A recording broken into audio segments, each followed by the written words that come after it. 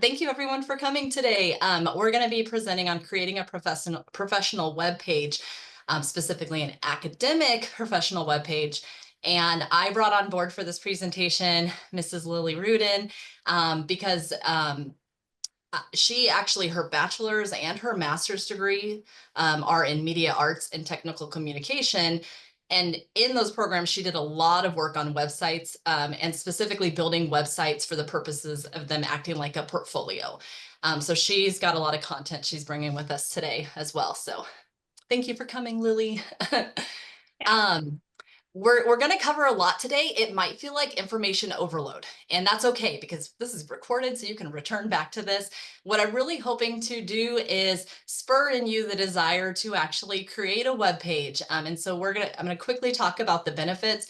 We're going to show you examples and things you should consider when building your web page. And we're also going to give you links and suggestions on where to start.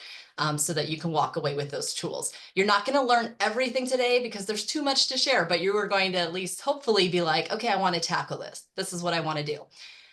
So there are a lot of benefits to having your own professional web page. So for example, I have one, it's drshelbymiller.com. We're going to look at that in a bit. We'll show you several examples. But one of the benefits of having your own website, your own web page, is professional visibility. So we're going to talk in a second about the things you would include on your web page. But one thing that a professional web page does is it makes your work, your research and all your projects easier to find, especially for people who don't have access to academic databases, but they want to find some of your work. And so this kind of your web page basically operates as a one-stop shop for all the things you do. Your website is a home for all the things you do. When a simple CV or LinkedIn or your university webpage, and we'll show you what I mean by that a little later on, no one of those can showcase all the things you're doing, right? So that's what a website can do for you. It also puts you kind of on a map as someone who leads in these areas, right? This is just my assumption, but if you find someone with a professional web page talking about their research in this niche area, I automatically assume them as one of the leading experts in that area because here they have it on their web page, right? So we can kind of conceptualize your professional website as like real estate on the web, right? It's working around the clock for you, even when you're not doing that, right? So it's putting you out on the market 24/7. It's also great for networking. So one thing I've moved away from are business cards because, well, first of all, yeah, I didn't ask for mine to be reprinted because I'm not using them.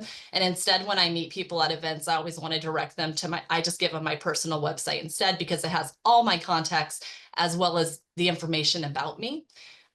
So it's easier to showcase yourself to a broader network, because there are some things I also do that aren't necessarily directly correlated to my work at ETAMU, right? So no matter the network I'm working with, I can just give them my website and it's going to point to ETAMU or my other initiatives as well. But it's also a great channel to basically advertise yourself as a potential collaborator on projects or someone worth interviewing because you're demonstrating an expertise in a research area. So there's a lot of networking opportunities it can give you. And I'll show you on a slide, or we'll show you on an example later how someone does this with their blog.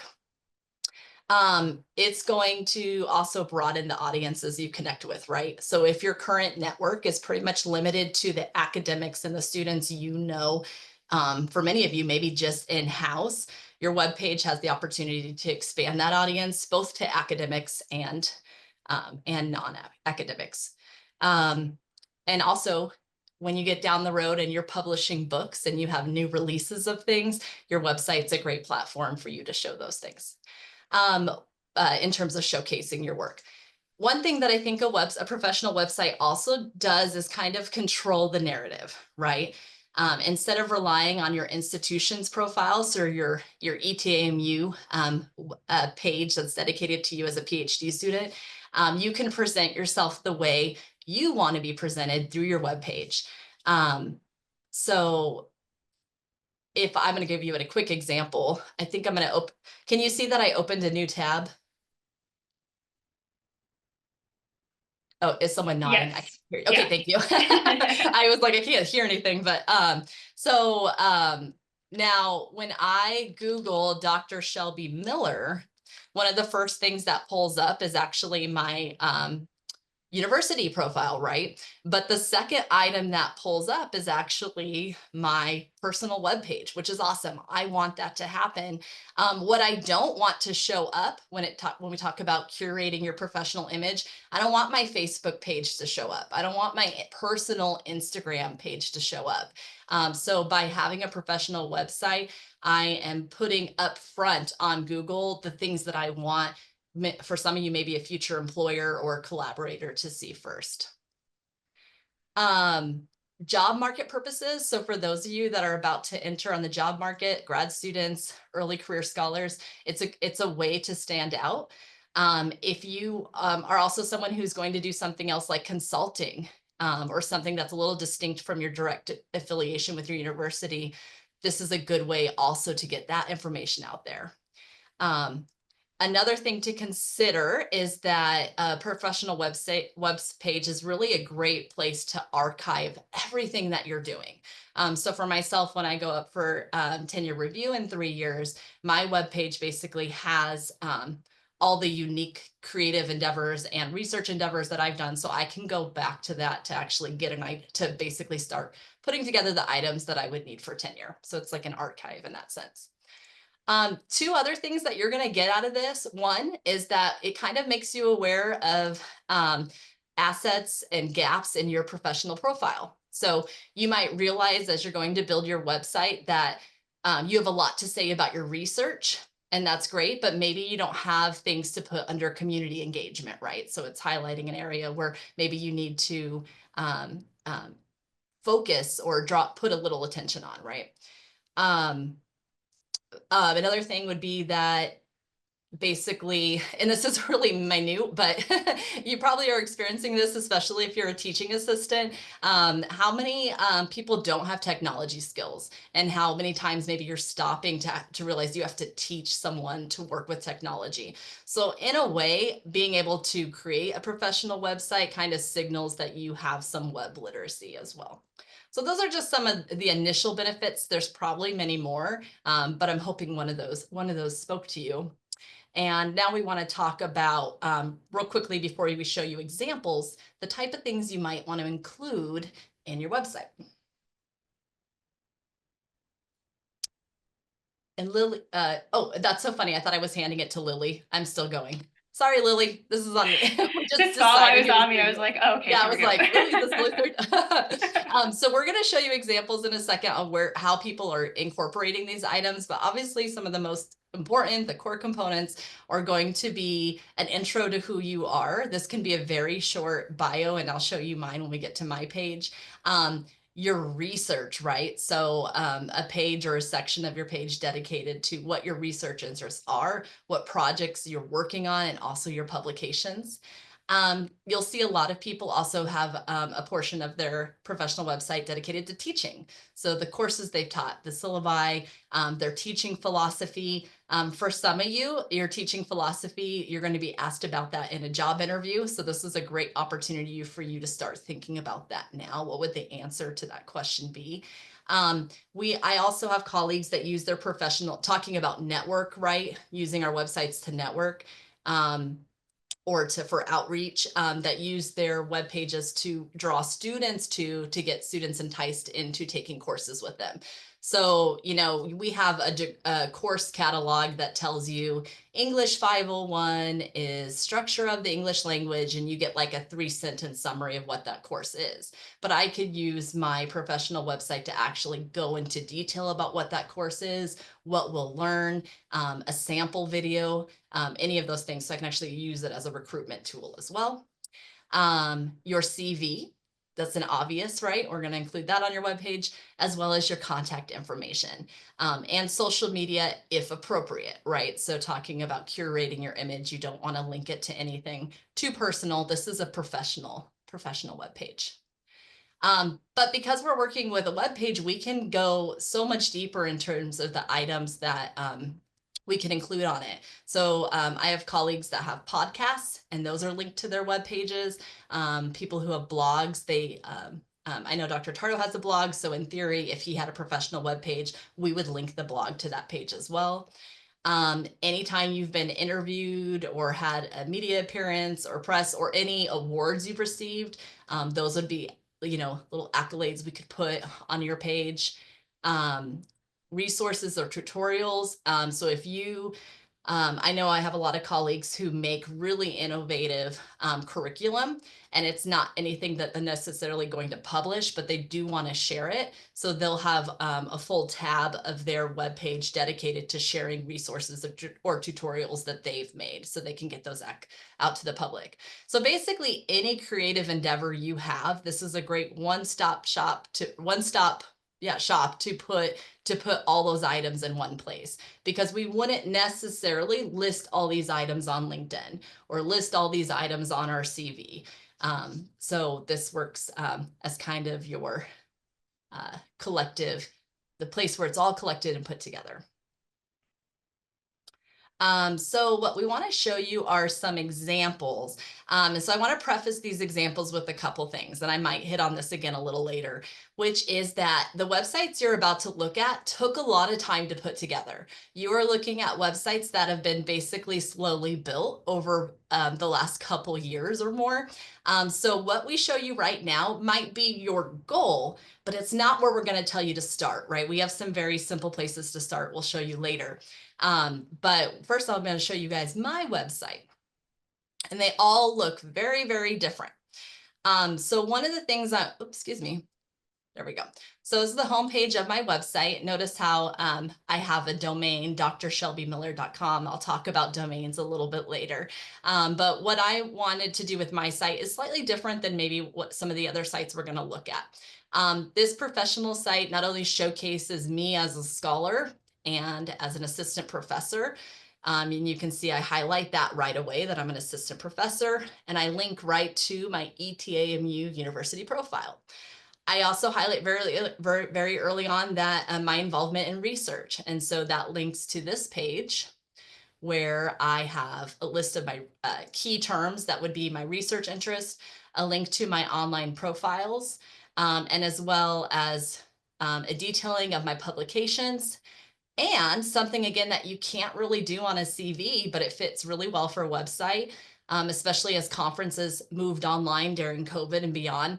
Anytime I had a pre-recorded conference presentation, I added that to my YouTube channel, but I have it linked here also on my professional page as well. So there's my recent one from the Humor Research Conference. So the order of information is super relevant, right? Because I want to first establish myself in the field and as a scholar, and then I have a link to my resume. Here's a little tip. Build your resume in Google Docs, because now every time I update my, I say resume, CV, it's automatically updated back on my webpage. That's a little secret there. So always build it in Google Docs so that it live updates. But I also have for myself some other endeavors that are just more like creative projects. One thing many of you know about me is I do a lot of personality consulting and training. So I have a link to that information where people can learn more about how I can be useful to them that way. I've got my social media accounts, my linguistics social media accounts. So I have all those channels linked here.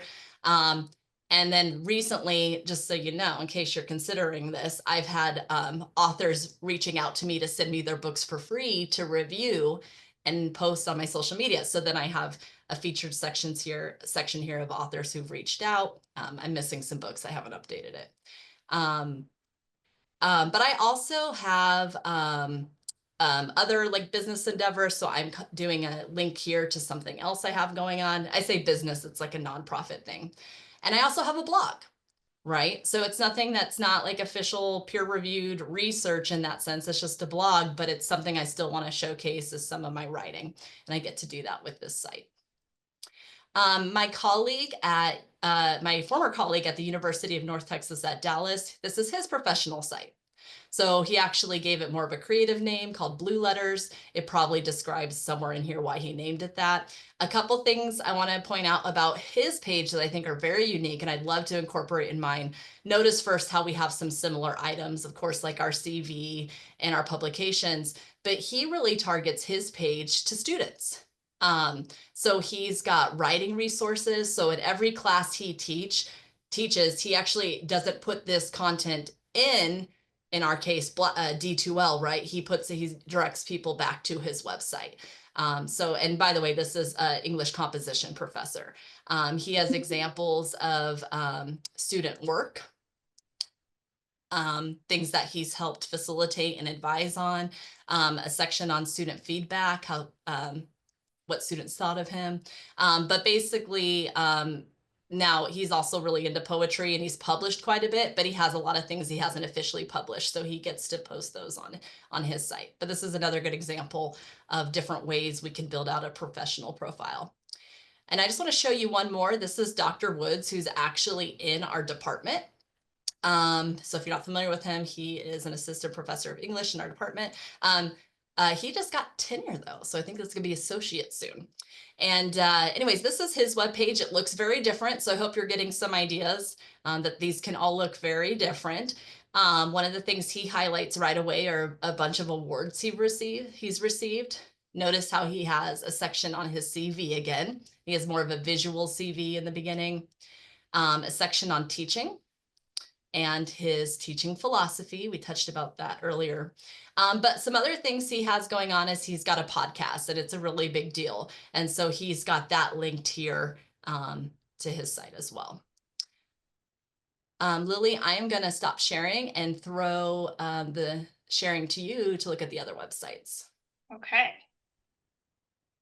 Let me make sure I'm sharing the right screen. Can you guys, it should just be on the slides right now. Can you see that? Yes.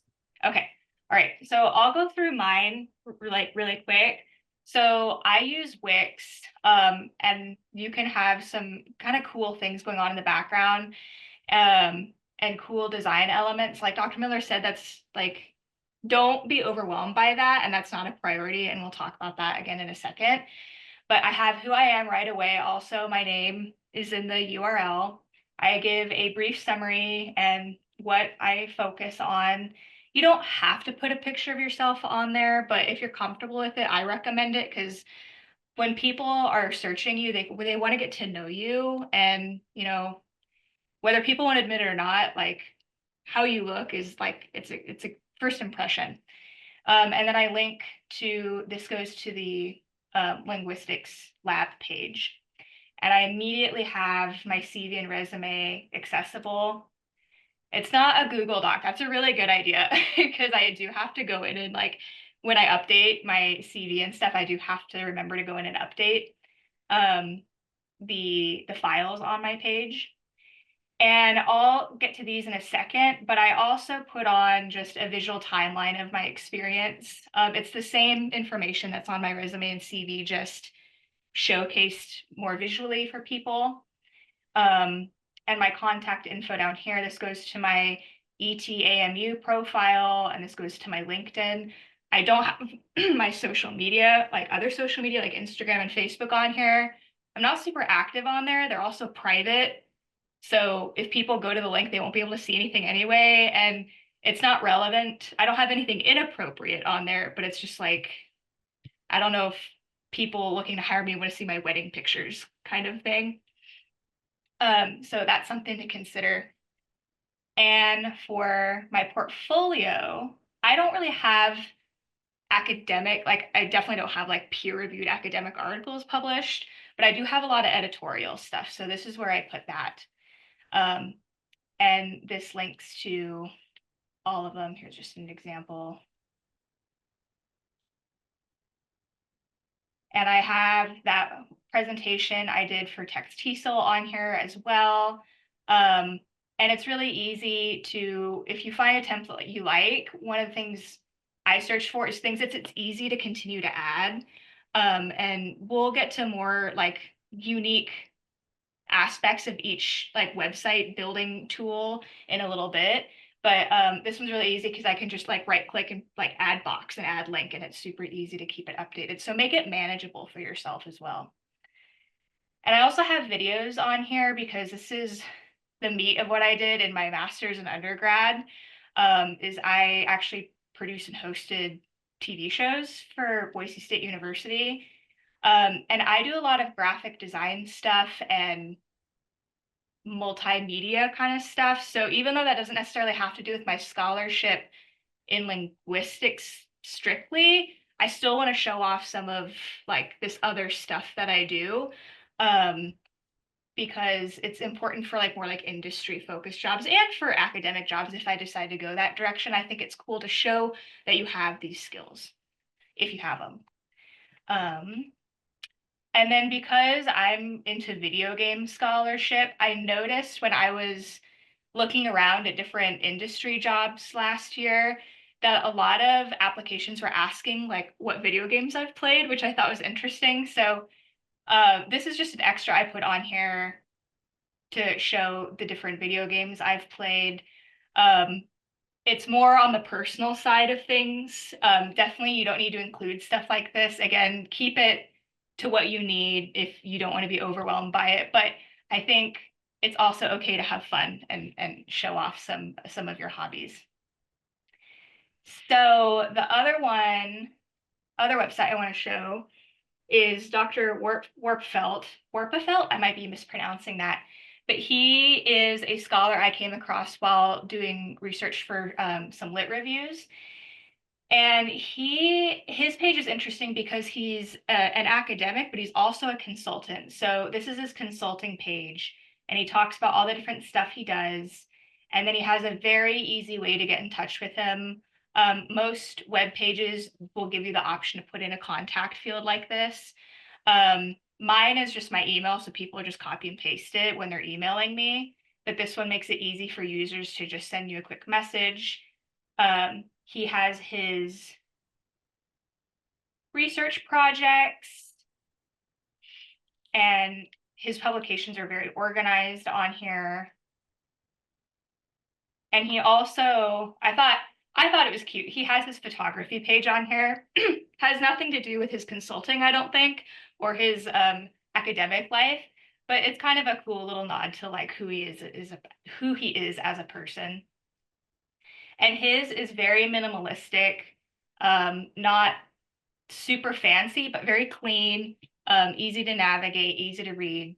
So I thought his was a good example. And then the last example I'll show is, this is a professor up here at Boise State, and her website is very big. She has a lot of content on here.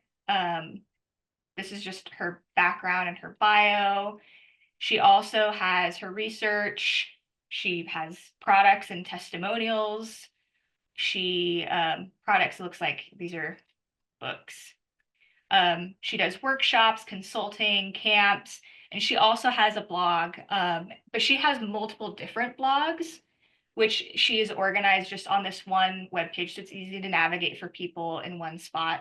And she also has a guest blog, which Dr. Miller and I thought was really interesting. And it's also a good way to get traffic to your webpage, people reading or wanting to write for your blog if you become that prominent, which is really cool. And hers is, let me see what, I haven't looked at her contact info. Yeah, so she has a contact field as well and her social media links. And I found her page through the Boise State English department, or excuse me, it's the linguistics department now, list, like faculty listing. It was on her profile. And I think that's all I have to share for these slides. Lily, I just sent you a private, you're going to go on the next slide in a minute, but I sent you one more link to show everyone. It's a surprise. Oh, okay. A surprise link. Okay, let me share again. And this is a really beautiful one. I haven't seen this one. Like, oh, okay, you also use Wix. Oh, that makes me feel better. Yes. This is beautiful. So here we have our very own Dr. Lee's webpage. And I'll talk about this in a couple slides. But the first thing I noticed, besides how clean the layout is the color.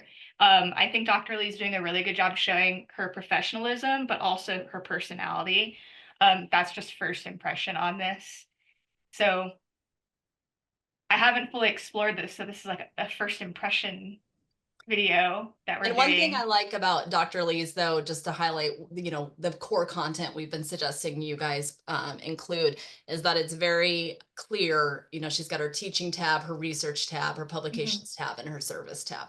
And so when we talk about using your professional website as as a networking, or as being on the job market, this is something that if an employer, especially in higher ed, comes across, they know exactly what they're looking at. It's designed for the academic audience, and delivered in a way that the layout makes sense, right? So the content makes sense. Yeah, and if you know for sure you're going to academia and you want to pursue, like you want to apply for a tenure track position or an instructor or whatever, I really like this layout, like Dr. Miller is saying. It's so straightforward with what is expected in this field. Um, and yeah, thank you for sending that. Sorry, Dr. Lee, we put you on the spot a little bit. But actually, I needed to update my website. To be honest, a lot of actually dated information there. Well, it's beautiful. So thank you for letting us share that. So I also want to talk about some best practices.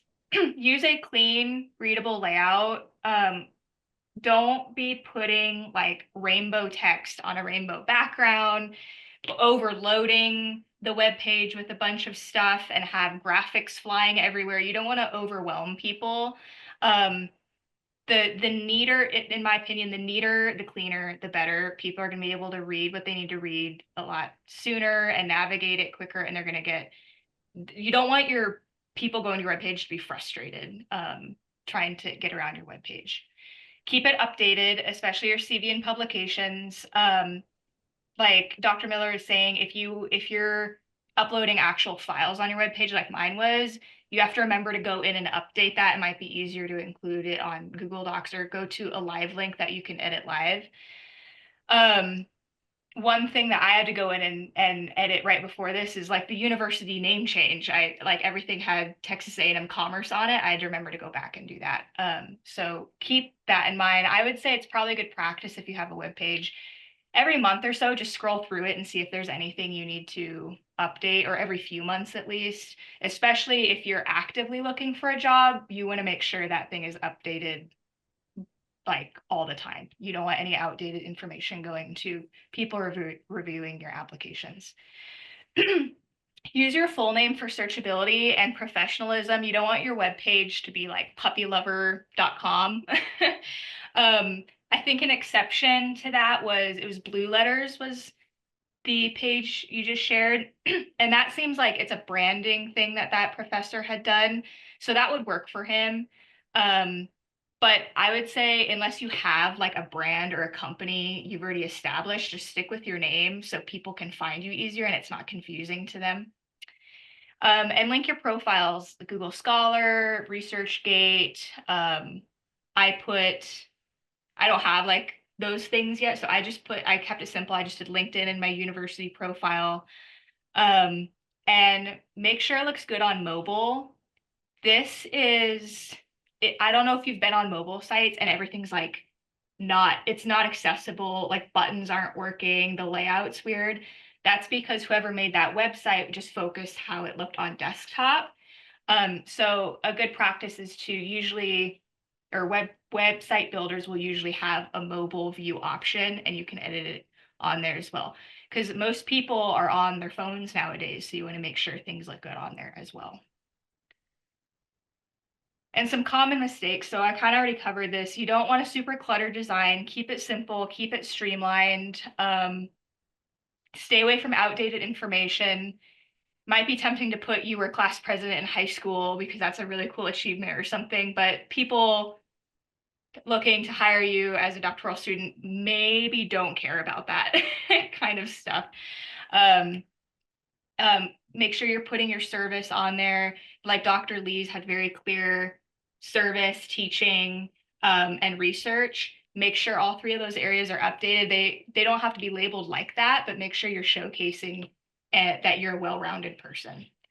Broken links in PDF, or broken or missing PDFs. This is actually easier to have on your webpage than you might think. Like you might think, oh, I'll just make sure it's updated, and that's great. But like glitches happen all the time. It's happened on my website too. So always be vigilant and checking to make sure that the links are working. Sometimes it's not even your fault, and web pages you're linking to go down or those links break.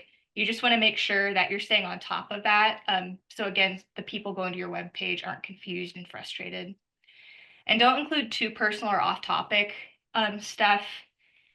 I think a lot of the websites we showed had an air of personality to them, which is great, like photography or videos people have made that isn't strictly about what they're doing, but kind of shows like that they're unique and like, hey, I can have fun too. That's great. But this is more like oversharing to the point where you're making people uncomfortable or like linking to inappropriate social media accounts. That kind of stuff, like you want to keep that private for a reason. I don't think this group understands that though, so I don't need to explain that further. And then also no way to contact you. It would suck. I mean, if someone finds your website, I would hope that they know how to get a hold of you, but just in case, like make sure your email is on there or a contact form. You want to make it easy for people to reach out if they're interested in your work. That's great for networking. Did I miss anything important on there? I think that was pretty much it for that slide. Looks good. Yeah. So additional considerations, and this is again secondary. Your main concern is just getting the information you want on the page, is to have a consistent style. And I just Googled color palettes, and that's the image that popped up. If you have a favorite color, incorporate that. Like you can have fun with it too. Again, you don't have to. You can just keep it black and white and simple. But it's also okay to have fun with it. And don't be super overwhelmed if you're like, well, I want to make it look pretty, but I don't have time. Also, a lot of these website building programs, they will also help you with that if you so choose. And for fonts, have them be readable. I've seen some websites that have like crazy fonts and you can't even read it. Remember, you want people to be able to access information easily and you want it to be accessible. And when I say consistent, I made my webpage, my CV, and my resume all the same color palette with the same fonts. If I were to carry around business cards, which I don't, I would do the same thing on there. Again, if you're using like Google Docs to update your CV or your resume, you don't have to worry about that because there's some design limitations there. And again, it's at the end of the day, having fancy, cool designs is not what people really truly care about unless you are a designer by trade. But just something to consider if you wanted to go a little extra step. And then I have show, don't tell, but tell a little. And I included this screenshot of a page. This is like a math page that's irrelevant to linguistics, but there's so much info going on here. You don't even have to read it. I know the text is small for you to know that there's just too much stuff going on here. So you want to showcase your work in an aesthetically pleasing way without having to over explain it. Let your work do the talking, but tell little. You also want to explain like, this is a research project I did for a conference or something like that. You don't want to just have a random button leading your users on your website to a random link they don't know what it's going to go to. So give them a little direction, but do not over explain things. I find that gets really overwhelming. But yeah, just have fun showcasing your unique personality if you have the time and you enjoy doing stuff like this. I work on my website in my free time when I'm deciding I want to procrastinate other things and it feels like I'm still being a little productive. But like Dr. Miller said, it was also built over the course of like a couple years. So start off simple and build from there. And these are just things to consider if you start building additional stylistic aspects to your website. Thanks, Lily. Okay, let's talk about how to do this, right? So we've given you a lot of context and examples, but how do you get started, especially if you don't have a page? What we want to provide you with are just some quick getting started points so that you can start this journey. And I hope you're noticing, and what we really emphasized was that the layout and the the specifics of building a web page. It's its own unique, rhetoric. It's its own unique visual thing. It's kind of like you work within specific mechanics and what is the word I want? Not guidelines, but when you write a research paper, there's expectations, right, in terms of its flow and function and where you find information. When you do a poster for an academic presentation, so a poster presentation, there's expectations in terms of how that stuff laid out. The same thing with the website, right? So you might be new into making a website, but we really wanted to highlight for you that there's just a way to do it so that it meets the expectation. Now, how to get started. One of the first things you're going to do is pick your platform. And for most of you, I'm guessing you're thinking, what is that? That is probably the hardest stage of this because you don't know anything about it, most likely. And the next 2 slides are actually dedicated to showing you that step and that step by itself. Other things you need to do is just start getting your information together. You can just start with your CV and look at the information that's in there and use that to start filling in your web page. But there's some simple things you can that you already have easily and readily available to you that you can use for your website. When we say choose a simple layout, I'm going to show you how, when it comes to designing the web page, it's a lot easier. The user experience is a lot easier than you'd think. You don't have to be a coder or have any experience in building web pages from the back end. The user experience, these different companies have built platforms that make it very easy for you just to basically plug and play. You just get to make choices on your colors and schemes and all that, depending on the platform you use. What I want to encourage you with, and we have said this, I think, twice now, is just get it going. Right? You will spend years curating this and turning it into something more. But for now, we just want you to get going with a web page to start with. And so to that point, let's talk about what it means to pick a platform. There's basically 3 things you may want to make this happen. And I don't want to get too technical here, but those 3 things are your domain, your web host, and your site builder. And you can do this a very difficult way like me. And there's a reason I did it the way I did, but it costs money. I think I spend $100 and some a year for my drshelbymiller.com webpage. And it's worth it for me. But let me explain these 3 items very briefly. So notice how my website is drshelbymiller.com. I purchased that domain. That's a domain, right? I purchased that specifically, and I purchased it from GoDaddy. And one of the reasons why purchasing your domain can be useful is because when you do a free site and you don't purchase your domain, like Lily's here, it says lillyrudin.wixsite.com, right? So if she just wanted it to be lillyrudin.com, she would need to go purchase that domain. And sometimes purchasing a domain is as cheap as like $9 or $1. And a good way to go check that out for you would be to go to godaddy.com. We'll get that loaded. So what I can start with is by searching a domain. So if I want to see if Lilly Rudin is available as a domain, go away thing, I can search domains. Nice. lillyrudin.com. So she could technically purchase this and it would be 1 penny for the first year, as well as some other fees in there. But basically it's not that expensive, but there is an annual fee with it, right? But then it's hers and it's hers forever.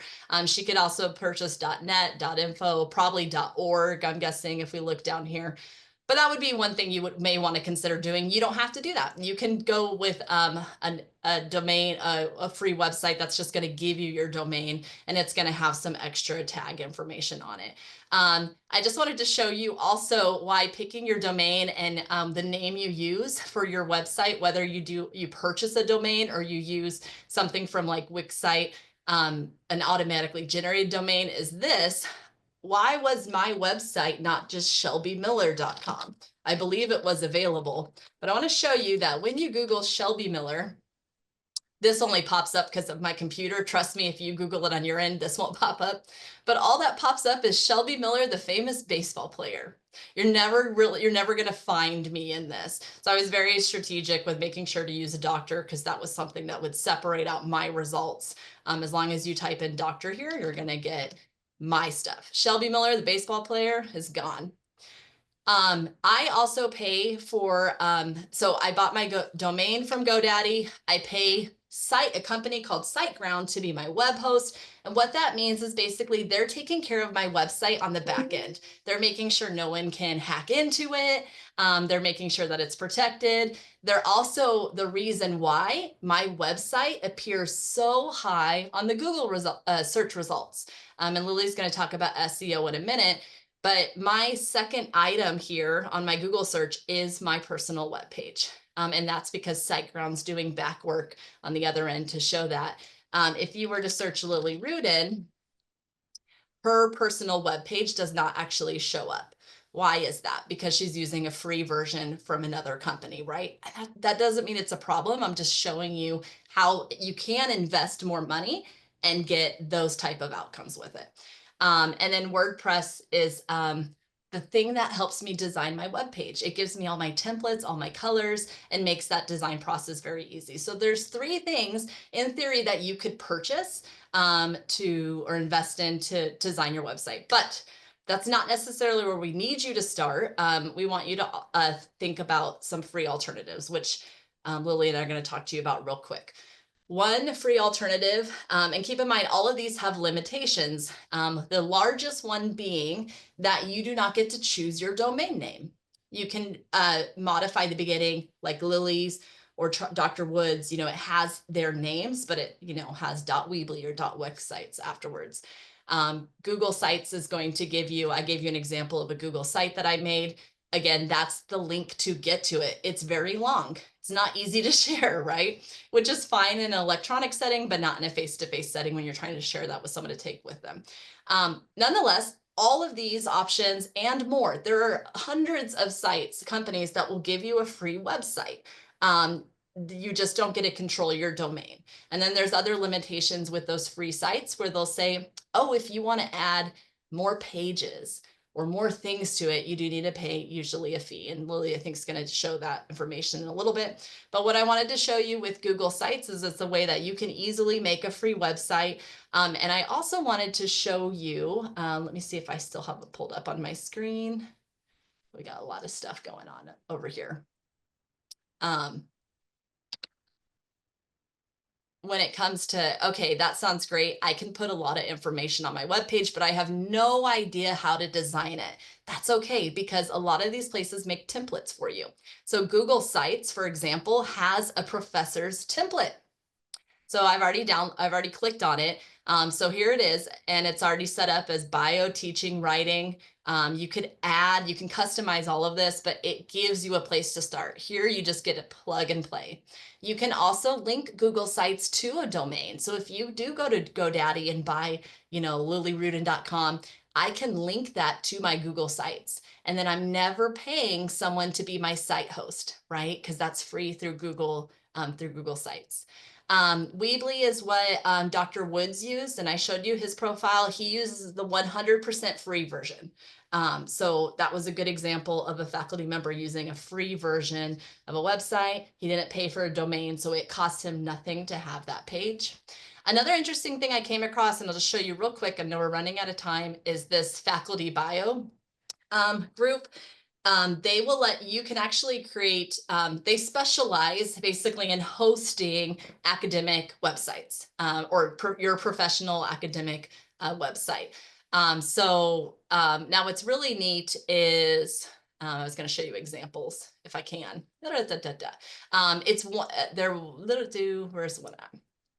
I saw them earlier today. I don't know where they're at, but basically, if you use this, you can use it for free. It gives you a one-page website. So you don't get the fancy tabs like Dr. Lee or myself where you click and go to a new page. They give you a single page website that you can just add endlessly on. At some point, they'll want to charge you if you add too much. But what's neat when you do it through them, and even if you do the free version, is you're basically in their faculty bio pool. So it's kind of a one-stop shop for lots of faculty bios. So it may be a good option for you as well. Let me go ahead and let Lily talk about Wix and the PhD pages. Yeah, so Wix is the one I use. I have the free one because I'm a broke college student. But Wix is cool because like the domain hosting and all that, you can do all that through Wix. It's a little pricey, but it's also like one big bundle you can have, and they charge monthly. So if you do build something out through Wix, or and I think Weebly might be the same, and so are a few others out there. There's a ton of options. You can upgrade if you want later on. You don't have to completely redo your website. So that's an option. I just choose not to because I don't have a business I'm trying to pop to the top of the Google search result bar. My website's listed on my CV and my resume, so people can get to it from other sources. And then for the ETMU webpage, we each have a profile on the Linguistics Lab page. And that's a great way, thank you, Dr. Miller. That's a great way to put on like your past experience, some of your research interests or publications. Yeah, there we all are. I know Stormy has a pretty fleshed out one. Mine has some stuff on there too. And the great thing, so there's pros and cons. A con is you don't get to like customize it and make it look really cool because Marcom, the marketing communications department, has like strict rules about like what it's going to look like and what content goes on there. But the cool thing is that's like always going to pop up as one of the first things on Google because you have the university paying for some pretty powerful SEO, which stands for search engine optimization. That's backing up your name. So it's improving your visibility. So you get to use the university for that kind of stuff. Just keep in mind, it will probably be going away once you graduate. So this is not a permanent solution. But if you would rather just do this, you can reach out to me because I can put stuff on the website through my job. But you can reach out to the marketing communications website team, and there's also a button at the bottom where you can edit it yourself, but I would just recommend reaching out to them, and I'll put their email in the chat, and you can send them all your updated info and they can go in and add it for you. Just as a side note, it doesn't go away. It goes into the alumni part. So we just that's right. We just We moved do. it to the alumni. Yeah, okay. Thank you for reminding me. Select alumni. You have to be select. Well, part of the select aspect is who did we have information on and a built out profile enough that we could move you there and you weren't just like a blank link, right, with no information. So I'll tell you, when I search my friend Halal, I'll search Halal University of Northern Iowa, and even our ETAMU result for her profile page shows up before her University of Northern Iowa page. So there is a lot of power behind our website, and I think our marketing department does a really good job with the back end side of the website, which allows for that. So if you are a doctoral student and you don't know where to start, this is it. Start with building what we can build for you on ETMU's website. And then if I can show you, as you build a separate page, right? You're going to build your own professional page at some point. I'll show you Dr. Lee, for example, her website. We can link your professional page to what we have for you on our ETMU site. So we can make everything talk, which I think is important, right? We want everything to point to the other thing. And I think that's it. Woohoo! We didn't know how to end it, so we went with the end. So I'm going to stop sharing, and and Lily, thank you so much for your time and your expertise contributing on this. Lily put the link to the webmaster in the chat, so that's great. I'd love to take any questions you guys have, and I know we have limited time, but we can also continue the conversation one-on-one with you guys at another time. Let me add a quick thing that the job searches that I've been on a search committee in the past 3-4 years, every single candidate has had a web page. So I would say at this point, if you don't have a web page and you're job hunting within academia, you would be the odd sheep out. So be careful about that. At this point, it's pretty much a requirement rather than a fancy thing that you don't need. And thank you both, Shelby and Lily. This was an excellent presentation.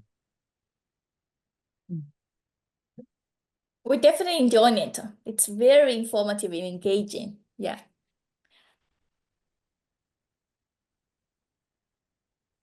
And I feel like I need to add more to my website since you mentioned a lot of like multimodal resources. I feel like, oh, I definitely need to do it. Yeah, So in making this presentation, I Yeah. realized how short my website falls on many things. I mean, it's cool. I like my website. I think it's pretty good, but it doesn't have as much as it could, right? yeah. To really showcase the versatility. And a lot of you will, I mean, that's what's really neat. I think, especially when you get into academics, is you can have so many interests and so many offshoot random projects and things that, that kind of fall outside of your main research interests, right? So the website lets you put all that together, gives somebody a full picture of you. You will fall into other things. It's just going to happen. So Yeah, for our students, I really want to echo Dr. Miller mentioned that just now. So we definitely want to have our updated information there, right, on our East Texas A&M, website. So I hope everybody will have the short, say list of information there. And I feel like some of the profile actually are empty, right? yes, On our I'm sure website. some of them are. And actually, I want to add, I know Lily put in the webmaster email. Marketing sent me a link not too long ago. I will find it. And when I send out this recording, I'll provide that link there. But it's actually an official request form for that content you want added to your student page. And again, this just applies to doctoral students, right? But I will send that link out. So it might be a more efficient way for you to get your page updated with us. Yeah, I highly encourage each of you to add information there. It is also a good way to showcase, our, program Of achievements course, there. before a student sends something to the webmaster, they should run it through Dr. Lee for approval. Don't just send your random musings. Sure. Good point. Let's Let do us it. help Thank you you. curate your image. We can tell you what you don't want on there. I have a question. Yeah. Dr. Miller and Lily, you share some free websites to build a web page. I'm wondering whether updating them would cost more than the paid version. In terms of updating your text or your images and the free space they give you, you can update hourly as much as you want. It's when you want to add a lot of those sites, it's when you want to add additional features or go beyond the number of free pages they'll give you that they're like, okay, you need to pay for this. And they're not going to automatically charge you, right? You're going to have to consent to the fee. Right. But whatever the free spaces within that they're giving you, you can work within that whenever you want. It's your page. Does that sound right, Lily? Did I miss anything? Yeah, that's right. Like for things like Wix, because that's what I'm familiar with, there are certain, like I had like the moving background. I don't know if it showed up when I was sharing, but like that stuff was free, but there are graphic elements that I could put on there that I would need to pay money for. Or if I wanted to include like a shop on my website, like I would have to pay for that. Or if I went over a certain data threshold, and I had like a ton of pages on there, then they're like, okay, you're taking up space on our system, so you need to start paying. But in terms of just going in and doing your thing on there, if you're doing a free to use one, it should stay free to use. Well, thank you, everyone. Thank you so much. Thank you so much. Thank you. So next week, so we will have Karen and Dayla from graduate school to talk with us about the dissertation and say thesis procedures. I believe this is very, very beneficial for everybody, and I hope you all can join us next week. Okay, once again, Tuesday at noon. Okay. Thank you, everyone. Thank you. Bye.